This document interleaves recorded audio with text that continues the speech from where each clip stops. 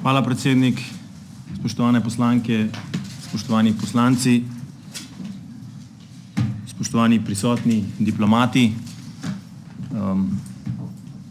V čast mi je, da lahko tu pred tem visokim zborom predstavim ključne poglede,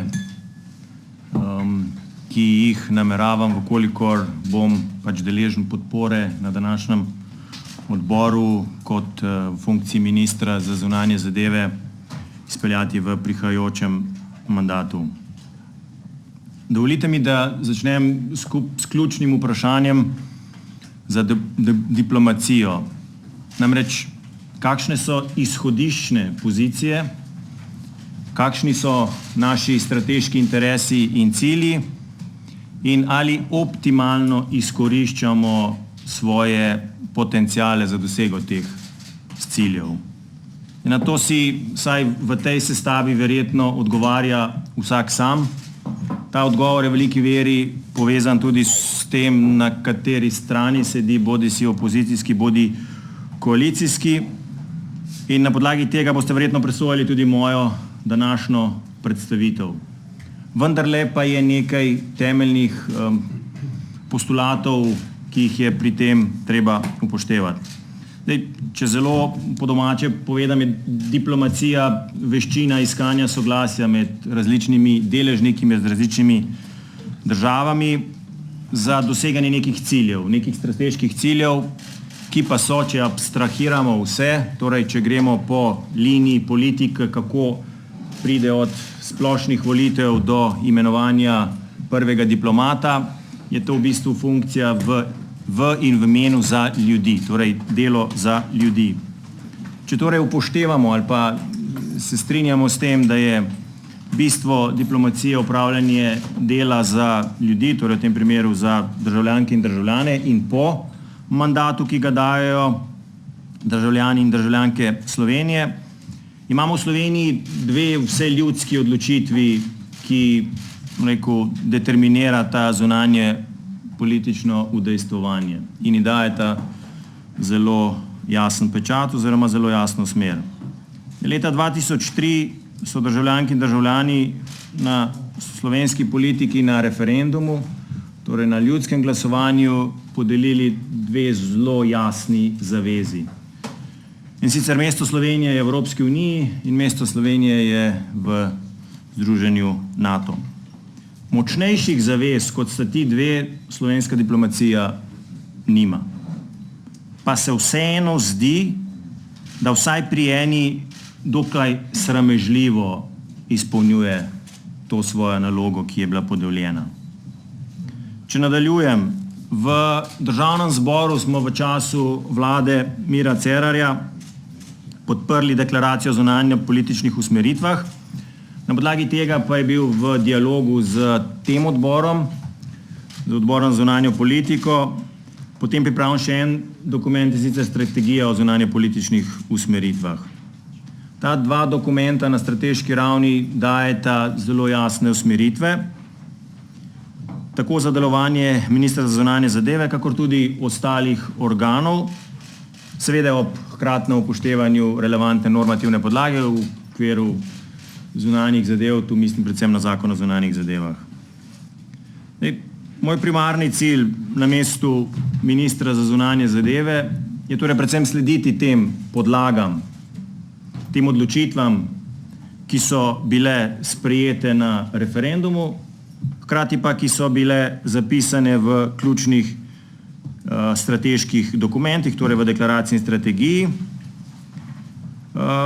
In kljub temu, da je ne tako dolgo tega to soglasje v Državnem zboru v okviru deklaracije bilo doseženo, že lahko ugotavljamo, da obstajajo nekateri zaostanki pri sledenju teh ciljev, ki so zapisani v dokumentih. Sam sem sicer diplomat, preden sem bil izvoljen v Državni zbor, sem bil zaposlen na Ministrstvu za zunanje zadeve. Velik zagovornik politike iskanja soglasja oziroma konsenza pri ključnih zunanjepolitičnih vprašanjih. Glasoval sem za deklaracijo o zunanji politiki In ravno zaradi tega, kar sem pravkar povedal, sem bil večkrat razočaran zaradi zunanje političnih odločitev, ki se jih je sprejemalo, često brez tega ustreznega soglasja. Enoten glas zunanje politike, usklajevanje stališč, pomen gospodarske diplomacije, skrb za avtohtono slovensko skupnost v sosednjih državah, krepitev ugleda in vpliva v okviru Evropske unije, v svetu, mednarodnih organizacijah in seveda uspešno predsedovanje svetu Evropske unije bodo visoko na jedilniku slovenske diplomacije v prihodnjem 2,5-letnem obdobju. Če boste seveda namenili vašo podporo danes na tem glasovanju in če boste seveda kot ključni akterji v zunanji politiki to podporo nudili tudi v prihodnjih 2,5 letih kot predstavniki zakonodajne veje oblasti. Dovolite mi, da preletim nekatera vprašanja, ki se mi jih pri tem zdi potrebno izpostaviti. Zunanja politika ni zgolj draftiranje zunanje političnih izhodišč, je skupek vseh odločitev, vseh ravni, od vladnih, parlamentarnih, občinskih, podjetniških in vseh ostalih, ki imajo vpliv na ta zbir politik in tega globalnega sveta. Da samo ponazorim, kaj s tem mislim. Če recimo zaradi ohranjanja koalicijskega miru iztisneš zaledno državo iz strateško pomembnega projekta, infrastrukturnega projekta, je to odločitev, ki ima lahko pomembne zunanje politične posledice. Če podpišeš zavezo, da boš za vojsko namenjal 2% BDP-ja, pa potem iz leta v leto zmanjšuješ ta sredstva, prav tako v javnost pošiljaš jasno zunanje politično sporočilo. Ali če umikaš vojake iz tujih kriznih žarišč, enako sporočaš nekaj svojim zunanjim političnim partnerjem. Če to počneš brez predhodnega usklajevanja z Ministrstvom za zunanje zadeve, je to sporočilo še bolj odebeljeno. Če hipotetično pravim, ravnaš tako,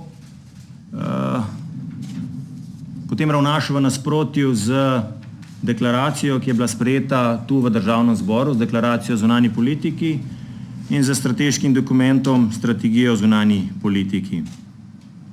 Zato kot minister za zunanje zadeve vidim veliko potrebo po več medresorske koordinacije z vidika zunanje politike, po več koordinacije tudi z ostalimi deležniki, tudi parlamentarne koordinacije, večjo prisotnost ministra in pristojnih državnih sekretarjev v odnosu z deležniki, ki tvorijo zunanjo politiko, in predvsem to, da tudi ključne odločitve v zunanji politiki ne morejo biti prepuščene zgolj uradniški ravni, ampak se mora nujno vanjo vključiti tudi politični nivo, kajti zgolj politični nivo nosi tudi odgovornost za te odločitve. Opažam nekonsistentnost zunanje politike z razmerami doma. V različnih mednarodnih organizacijah in Evropski uniji recimo poudarjamo vladavino prava. Sam sem prvi, ki prisegam na to načelo, posebej na podlagi izkušnje, ki sem imel z preiskavo bančne kriminalitete in posledicami oziroma recimo rezultati, ki smo jih imeli tu na sodni ravni oziroma sodni veji oblasti. Osnovni razlog do sedaj za poudarek te tematike, potem lahko samo ocenjujem, si predstavljam ali pa domnevam, je bil verjetno oblikovanje ustrezne narativne platforme, ki bi vsakič znova omogočala na nek način vsaj implicitno vključevanje vprašanja Hrvaške oziroma neudejanjene arbitražne razsodbe v vsakdanji diplomatski dialog. Zdaj, sprašujem se, če je to strateško pametno odločitev, saj obstaja nevarnost, da na tak način zreduciraš zunanjo politiko na politiko tako imenovane ene teme, one issue policy, ki pa ni v interesu zunanje politike in je hkrati, kot sem prej rekel, v nasprotju z temeljnimi dokumenti, ki definirajo zunanjo politiko. Zdaj, če govorimo o vladavini prava na ravni Evropske unije, bodimo pošteni. Vsaj do sebe in svojih državljanov. Doma imamo goro problemov na tem področju. Če se ne moti, imamo 14 nerealiziranih odločb Ustavnega sodišča. Imamo velik pripad tožb oziroma sodb ESČP-ja zaradi prepoznih sodnih postopkov oziroma ostalih kršitev. Imamo primere, ki se ne končajo, ki zastarajo. Imamo nerešene primere, imamo založitev porok, praktični nulti uspeh v pregonu bančne kriminalitete, izgubljene milijarde v korupcijskih tveganjih. Ko torej goreče zagovarjamo ukrepanje na tem področju v drugih državah članicah Evropske unije, moramo z enako vnemo najprej odpraviti anomalije tudi doma. Zdaj, takrat bomo tudi v zunanji politiki najbolj verodostojni. Prav tako ves čas govorimo o trajnostnem razvoju, potrebi po čistem okolju. Zavzeli smo se za razglasitev pravice do čistega okolja na globalni ravni, zapisali to trajnostni razvoj tudi kot prioriteto slovenskega predsedstva. In jaz ekološko ravnanje in te odločitve v smeri trajnostnega razvoja močno podpiram. Tudi v svojem življenju sam ravnam tako. Kot veste, je kolesarska čelada moj stalni partner ob vseh poteh, ki jih opravljam v okviru Ljubljane. Ampak hkrati gradimo kanalizacijski kanal C0 čez vodovarstveno območje, ki za vodo oskrbuje preko 150 000 ljudi. Dogajajo se nam kemisi, gorijo nam prepolna zbirališča odpadkov, nimamo vzpostavljenega sistema odpadne embalaže, nimamo trajno urejenega skladiščenja radioaktivnih odpadkov, nismo vzpostavili sistema sežiganja komunalnega blata, da ne naštevam naprej. Moj predlog je, da vse izpostavljene zunanje politične prioritete rešujemo tudi doma. Poleg tega pa iščemo področja, kjer smo doma zelo uspešni in teh področji ni malo. Te pa tudi potem ofenzivno zagovarjamo v našem dialogu z zunanje političnimi partnerji in jih postavljamo v spredje našega zunanje političnega delovanja. Ker doma nismo ravno na šampionski ravni, predlagam, da tujim državam ne žugamo preveč, samozavestno, ker s tem vplivamo tudi na lastno kredibilnost. Bodite prepričani, da tuje države, tuji diplomati zelo dobro spremljajo razmere doma in vedo, kje smo močni in vedo, kje smo rahlo šibkejši. Naj bo torej diplomacija dober vzvod, da dobre prakse iz ostalih držav uporabimo kot vzvod za reformo naših šibkih področij. Vladavina prava je že ena takšnih, varovanje okolja, kot sem omenil, tudi. In ravno ti dve prioriteti sta tudi prioriteti našega predsedovanja. In obratno, naše močne plati pa uporabljamo kot vzvod pri lansiranju naših strateških interesov pri naših partnerjih v tujini. Še posebej bi rad opozoril na zanemarjanje zunanje varnostne politike in vsega, kar ima opravka z NATO-om. To je, kot sem že v uvodu povedal, v nasprotju, v neposrednem nasprotju z izraženo voljo ljudi, v nasprotju z našimi mednarodnimi zavezami in v nasprotju z zavezami, ki smo jih nenazadnje podprli tudi tu v Državnem zboru, ko smo potrdili deklaracijo o zunanji politiki. Žal se zdi, kot da sodelovanje med Ministrstvom za zunanje zadeve in Ministrstvom za obrambo v preteklosti na tem področju ni bilo optimalno. V tem pogledu si bom prizadeval za intenzivnejše sodelovanje z Ministrstvom za obrambo, tako na politični kot na uradniški ravni. To sodelovanje je ključno tudi pri zagotavljanju kibernetske varnosti, kjer zaostajamo glede na nevarnosti, ki pretijo v svetu, in te nevarnosti so iz dneva v dan večje. Z veseljem ugotavljam, da vsaj na predsedniški ravni prihajajo pozitivna sporočila v odnosih z našo južno sosedo Hrvaško. S sosedami je treba tesno sodelovati, podpreti je treba pobude, ki bodo vzpostavile medsebojno zaupanje, seveda ob zavedanju dejstva, da je potrebno zagotoviti spoštovanje mednarodnega prava in razsod. Na Ministrstvu za zunanje zadeve sem zaznal nekakšno odsotnost pristnih stikov z Hrvaško ter morda ne najbolj optimalen pregled nad celotno paleto odprtih vprašanj s Hrvaško. Upam, da se motim. Nimam še neposrednega vpogleda, ampak kot sem rekel, upam, da se motim. Hrvaška je namreč zgolj ena izmed sosed, s katerima imamo odprta vprašanja, ki pa jih bomo prej ali slej rešili.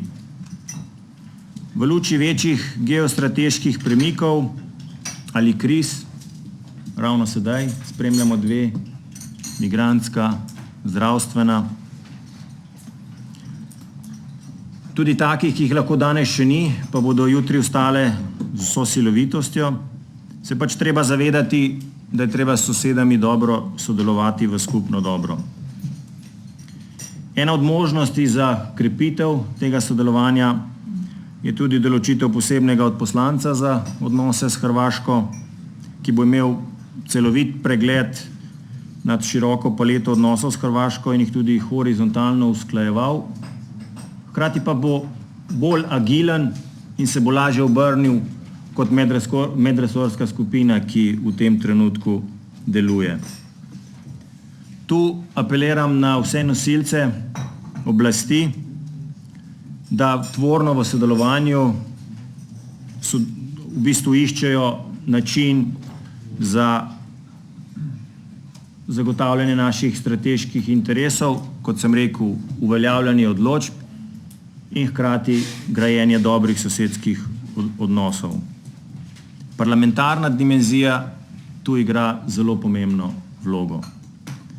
Predvsem se tudi zdi, da je morda prišel čas za tako imenovano tiho diplomacijo na področju odnosov s Hrvaško.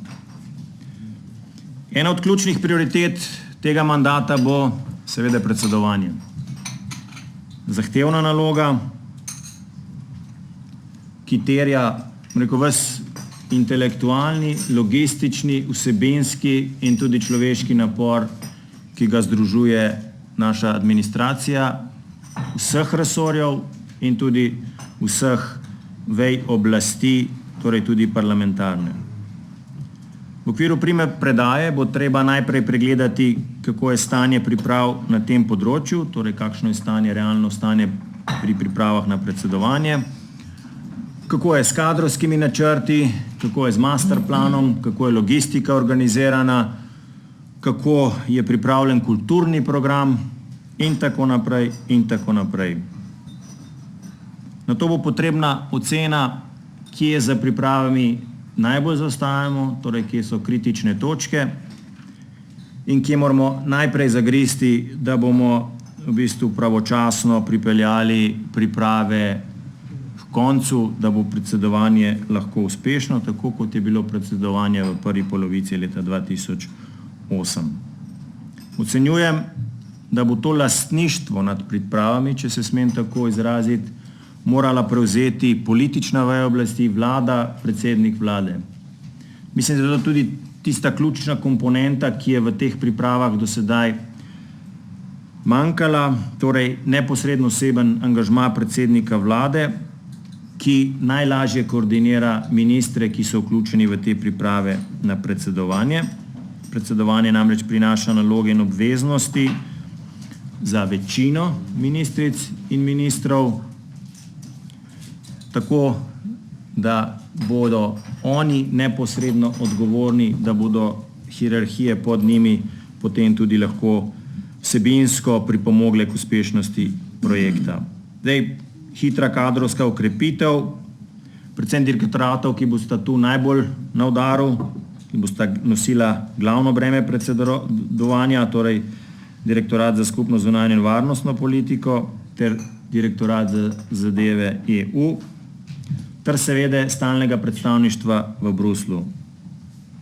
Poseben poudarek je treba nameniti tudi spremljanju delovanja Evropskega parlamenta ter vzpostavljanju stikov in sodelovanju s parlamentom. Že na tem mestu tu apeliram na pomoč poslancev v Evropskem parlamentu, vseh.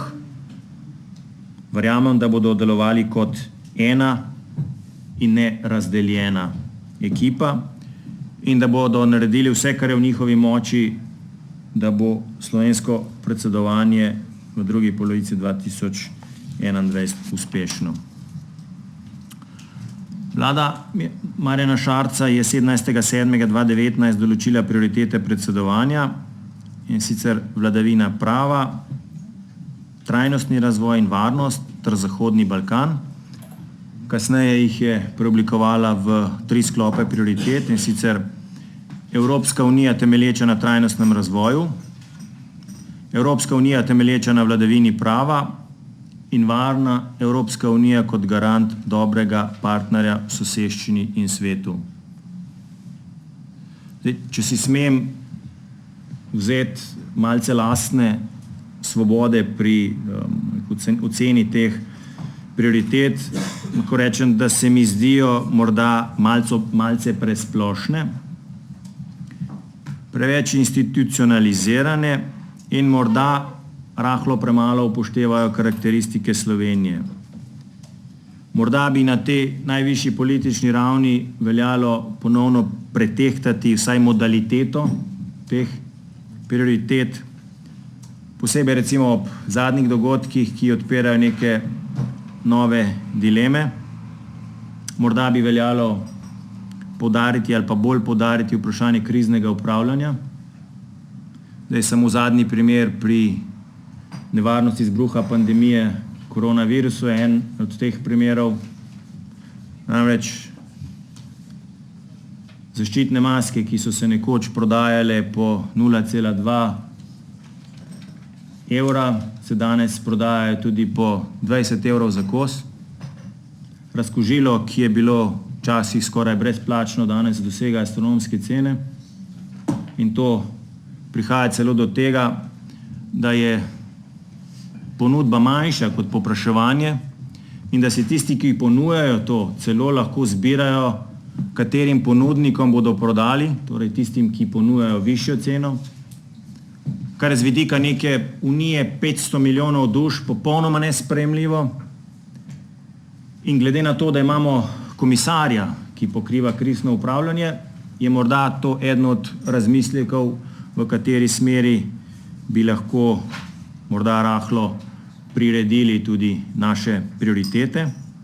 Da ne govorimo o vprašanju digitalizacije, ki se ravno v tem dobi tudi odpira, če bi večina delovnih mest omogočala večjo priložnost in možnost dela iz oddaljenih lokacij, torej od doma, če bi bila ustrezna infrastruktura vzpostavljena, če bi bila iniciativa ali pa na evropski ravni ta infrastruktura vzpostavljena, bi verjetno tudi lažje se soočalo s podobnimi nevarnostmi, kakor tudi recimo vprašanje izginjajočih in ponavljajočih ali pa na novo ustanovljajočih se delovnih mest, s čimer se bo Slovenija tudi soočala ob preobrazbi avtomobilske industrije, prehodu motorjev z notranjim izgorevanjem v elektromotorje. Skratka, verjetno bi na različnih ravneh ta razprava o prioritetah lahko opravila še en krog, kjer bi morda našli primernejše ali pa tiste, ki bi bolj odgovarjali obdobju, v katerega pač Slovenija kot predsedujoča država prihaja v naslednjem letu in pol. Morda za zaključek še vprašanje o delovanju Ministrstva za zunanje zadeve. Včasih se zdi, da javno izražene prioritete niso ravno tisto, ali pa niso ravno tiste, ki so bile izražene z ljudsko voljo ob referendumu, niso ravno tiste, ki so bile zapisane v temeljnih strateških dokumentih in morda ne ravno tiste, ki so bile z podpisom odgovornih zapisane v mednarodnih sporazumih. Morda bo tu potrebna pametna strateška rekalibracija. MZZ se morda mestoma tudi preveč ukvarja samo s seboj, kar je škoda glede na potencial, ki ga združuje. Delo ni enakomerno porazporejeno, to vam bo znal povedati vsak diplomat v zasebnem pogovoru, če mu boste zgolj prisluhnili. Razporeditev kadrov trenutno ni prilagojena tudi uresničevanju vitalnih funkcij in interesov države, kakor tudi strateških interesov, ki so zapisani, kot sem prej rekel, v temeljnih dokumentih. V kabinetu odhajajočega ministra je na primer 9 oseb, toliko kot se ukvarja z celotno Zahodno Evropo, ki šteje 500 milijonov državljank in državljanov skupne Evrope. Z NATO in varnostno politiko se ubadajo, pozor, 3 osebe, z dokumentacijo in tajnimi podatki pa se ukvarja 19 oseb. Ravno toliko za mednarodno razvojno pomočjo. Kot sem rekel, kadrovska in vsebinska razporeditev mestoma ne sledi ciljem iz deklaracije o zunanji politiki in strategiji. Številni kvalitetni diplomati so preobremenjeni na mestih v notranji službi, njihov prehod v zunanjo službo pa zaradi njihovega znanja se zdi ni v interesu ministrstva, s tem pa so oni dvakrat oškodovani, hkrati pa tudi naša diplomacija. MZZ zato potrebuje boljše, bolj aktivno načrtovanje kadrovske politike, ki bo v večjem obsegu upoštevala posameznikove kvalitete na eni strani in potrebe slovenske diplomacije na drugi strani, ob seveda jasnem upoštevanju meritornih kriterijev. Treba je zagotoviti večje lastništvo nad procesi odločanja strani politike, več dolgoročnega načrtovanja v kadrovski politiki ter upoštevanja znanj, izkušenj in veščin posameznikov. Zagotavljanje kadra tam, kjer je glede na vitalne funkcije, naloge ministra za zunanje zadeve to zares potrebno, tam, kjer je ta potreba manjša, pa bo treba pač malce stisniti zobe. Srednjeročno in dolgoročno je treba doseči tudi ugodnejše razmerje med zaposlenimi v zunanji in notranji službi in sicer v prid zunanji službi. Moj fokus bo v krepitvi zunanje službe, na koncu koncev diplomacija zato, da imamo dober zvočnik v tujini in dobro slušalko iz tujine. Zato pa potrebujemo ustrezno usposobljen kader, pravi ljudi na pravih mestih in dovolj kadra na teh predstavništvih. Naše celotno zunanje ministrstvo približno v obsegu veleposlaništva Velike Britanije v Združenih državah Amerike in glede na omejena sredstva moramo pač ta sredstva razporediti čim bolj učinkovito. Potrebno je kadrovsko ukrepiti diplomatsko-konzularna predstavništva, zato so seveda potrebna finančna sredstva. Še posebej to velja v času predsedovanja. Za najpomembnejše partnerice, najpomembnejše trge bo verjetno treba najti neki okvir dodatne kadrovske popolnitve v obdobju do predsedovanja, da bomo lahko tu bolj aktivirali svoje sile. Enkrat si bo treba tudi priznati, da proračun za našo diplomacijo ni dovolj visok. Slovenija potrebuje posebej zaradi svoje specifičnosti, torej glede velikosti in lege, robusten diplomatski aparat in večji zunanji politični proračun. Trenutni proračun Ministrstva za zunanje zadeve je en najmanjših med ministrstvi v tej državi in en najmanjših med zunanjimi ministrstvi primerljivih držav.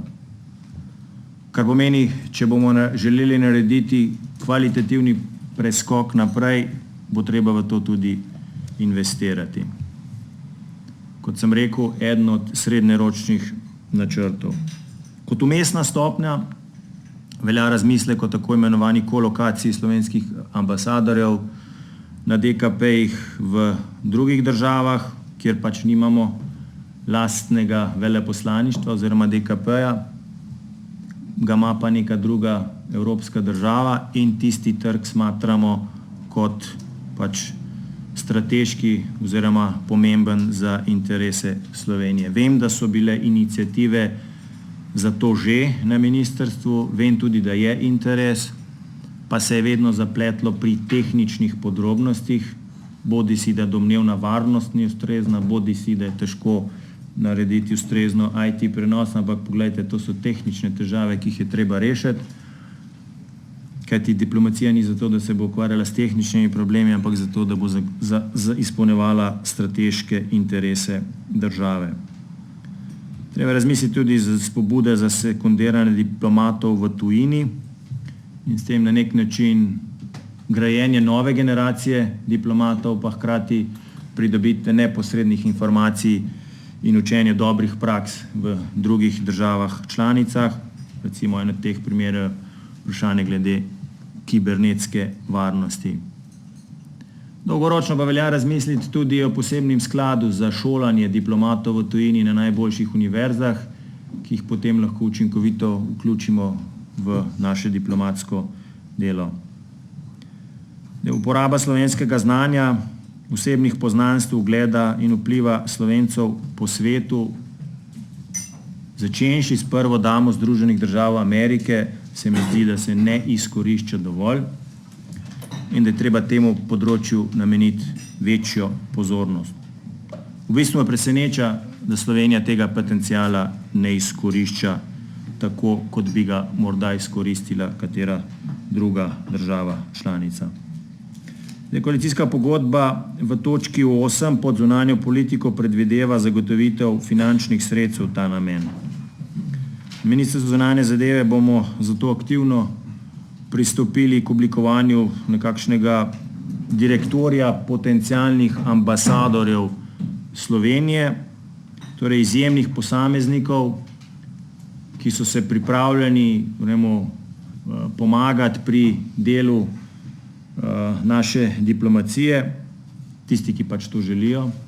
Verjamem, da ta želja pri Slovencih, ki so v različnih institucijah, obstaja, o tem me ne nazadnje prepričujejo skupine na socialnih omrežjih, recimo skupina Vtis v tujini izobraženi Slovenci, potem ASEF, The American Slovenian Education Foundation, kjer lahko neposredno stopimo v stik s posamezniki, ki so se samo organizirali zato, da so izrazili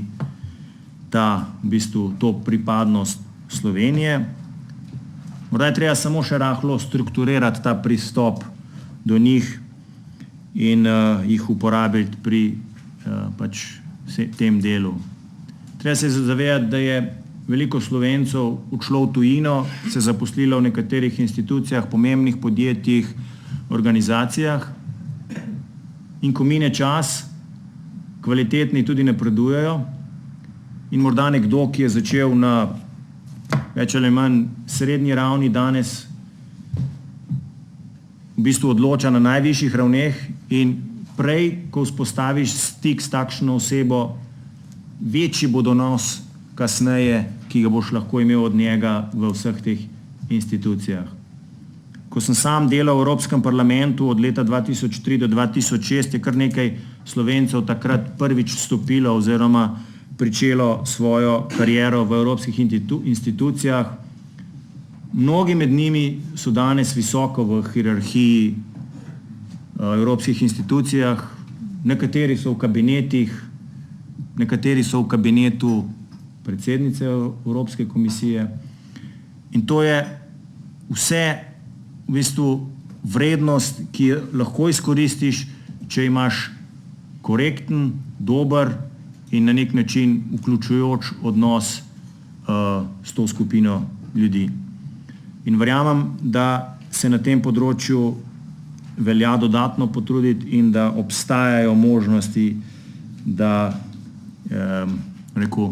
dodano vrednost izkoristimo v pač doseganju svojih strateških načrtov.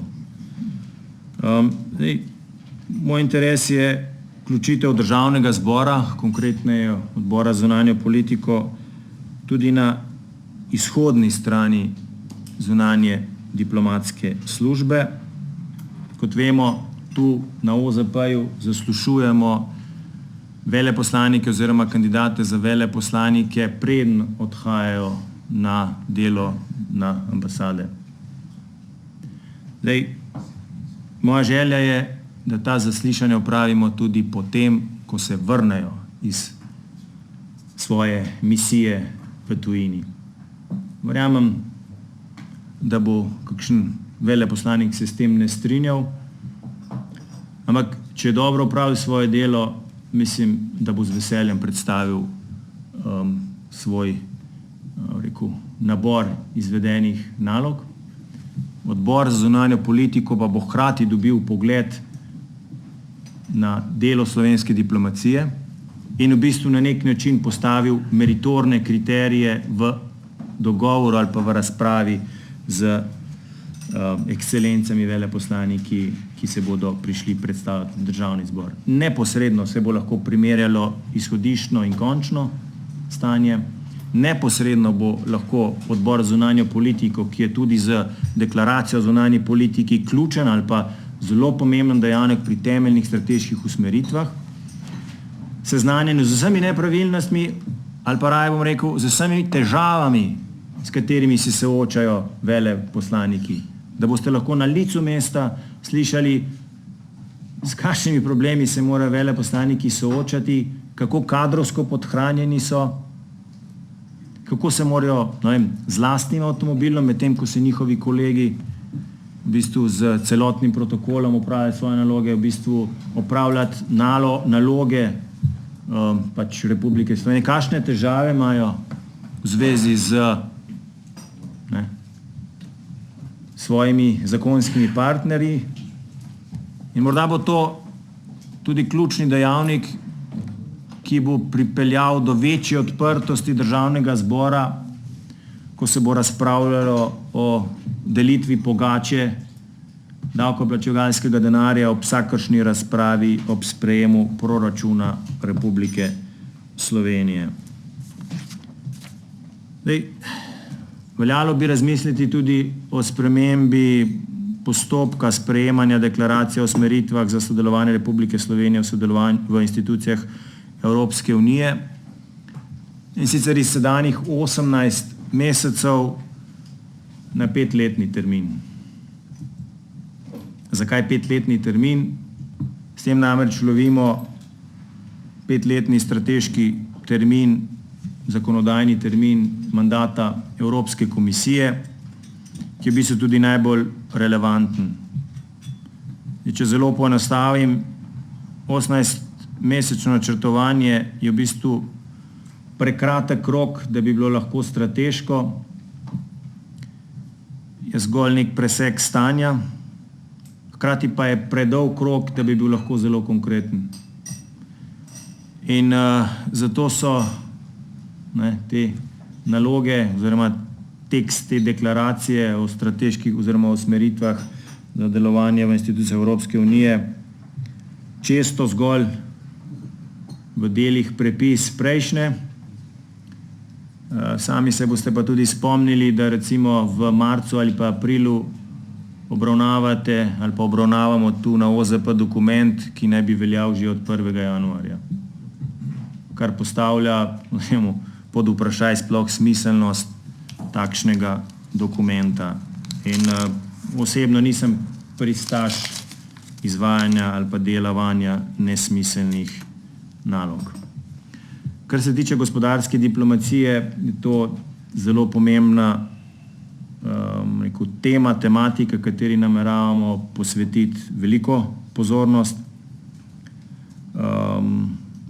Želim pa v tem pogledu v bistvu poudariti, da je to dvosmerna pot.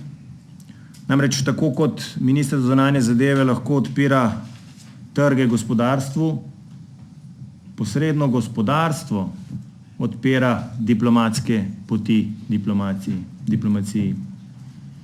En gospodarski biznis v državi, kjer nimamo tesnih gospodarskih stikov, lahko pomembno vpliva na tkanje diplomatskih odnosov v prihodnje in to velja izkoristiti pač v največji možni meri. Verjamem, da bomo z MGRT našli, torej za Ministrstvom za gospodarstvo, veliko komplementarnih ukrepov pri promociji gospodarstva, našega gospodarstva v tujini, pa hkrati pri spodbujanju neposrednih tujih naložb v Sloveniji.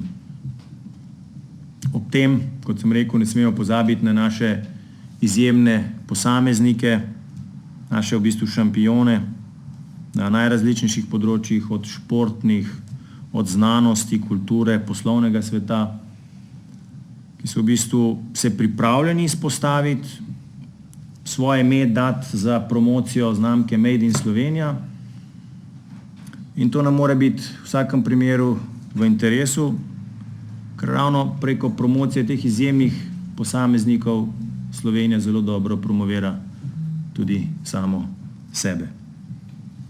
Spoštovani, idej imam še kar nekaj, ne bi želel vsega poudariti ali pa povedati v uvodni predstavitvi.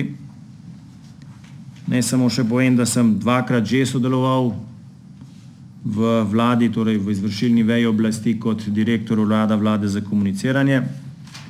Bil sem uradni govorec slovenskega predsedstva v prvi polovici 2008. 6 let sem poslanec Državnega zbora, poznam torej zakonodajno, izvršno vejo oblasti in tudi evropsko dimenzijo vodenja. Verjamem, da lahko na področju zunanje politike prispevam in želim prispevati k uspehu Slovenije. Je pa res, da ni nujno, da ste takega mnenja tudi vi. Zato mi dovolite, da zdaj zaključim svojo predstavitev in da vas poskušam prepričati še na podlagi odgovorov na vprašanje. Hvala, predsednik.